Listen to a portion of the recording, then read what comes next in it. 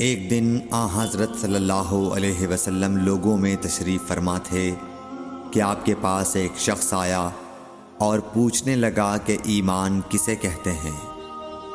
آپ صلی اللہ علیہ وسلم نے فرمایا کہ ایمان یہ ہے کہ تم اللہ پاک کے وجود اور اس کی وحدانیت پر ایمان لاؤ، اور اس کے فرشتوں کے وجود پر، اور اس اللہ کی ملاقات کے برحق ہونے پر، اور اس کے رسولوں کے برحق ہونے پر، اور مرنے کے بعد دوبارہ اٹھنے پر ایمان لاؤ۔ پھر اس نے پوچھا کہ اسلام کیا ہے؟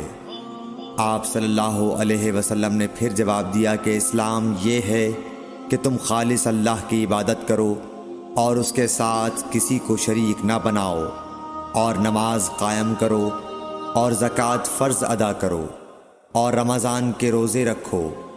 پھر اس نے احسان کے متعلق پوچھا۔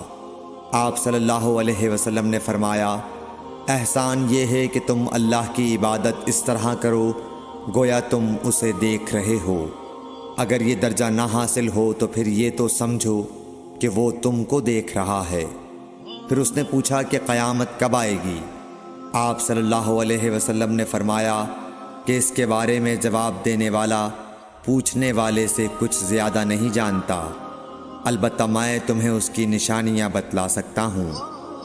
وہ یہ ہیں کہ جب لونڈی اپنے آقا کو جنے گی، اور جب سیاہ اونٹوں کے چرانے والے دیہاتی لوگ ترقی کرتے کرتے مکانات کی تعمیر میں ایک دوسرے سے بازی لے جانے کی کوشش کریں گے، یاد رکھو قیامت کا علم ان 5 چیزوں میں ہے جن کو اللہ کے سوا کوئی نہیں جانتا۔ پھر آپ صلی اللہ علیہ وسلم نے یہ آیت پڑھی کہ اللہ ہی کو قیامت کا علم ہے کہ وہ کب ہوگی۔ پھر وہ پوچھنے والا پیٹھ پھیر کر جانے لگا۔